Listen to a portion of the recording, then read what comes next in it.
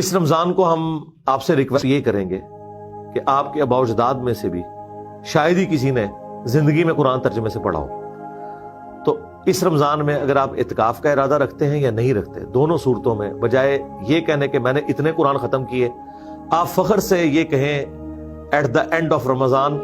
کہ میں الحمدللہ اپنے خاندان میں اور اپنی نسلوں میں پہلا بندہ ہوں جس نے پورا قرآن ترجمے کے ساتھ پڑھا ہے۔ اور یقیناً ایسے ہی ہوگا کیونکہ قرآن کا پہلا ترجمہ 1920 میں ہوا ہے، پریکٹیکلی تو اب لوگوں کے ہاتھ میں ہے، کسی نے نہیں ترجمے سے قرآن پڑھا ہوا تھا۔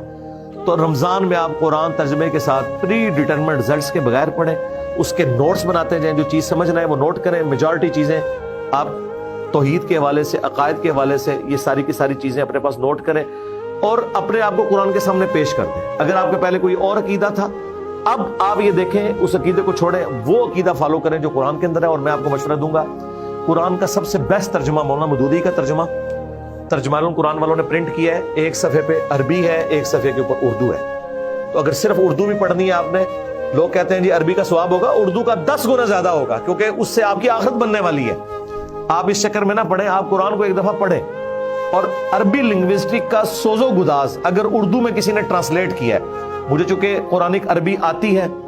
اس لیے میں اس کو فیل کر سکتا ہوں، مودودی صاحب نے اردو زبان میں الفاظ کا چناؤ وہ کیا ہے کہ کاش اگر آپ کو عربی آتی نا تو جو سوز و گداز آپ پہ طاری ہونا تھا نا، وہ انہوں نے اردو میں ٹرانسلیٹ کر دیا ہے،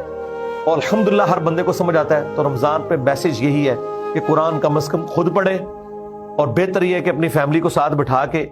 روزانہ بھلے آپ ایک رکوع ہی پڑھ لیں، تو سورۃ البقرہ بھی کور ہوگی تو آپ کو قرآن کی اوورال تھیم پتہ چلے گی انشاءاللہ۔ ٹھیک ہے جی، جزاکم اللہ خیرا، سبحانک اللہم و بحمدک، اشہد ان لا الہ الا انت، استغفرک۔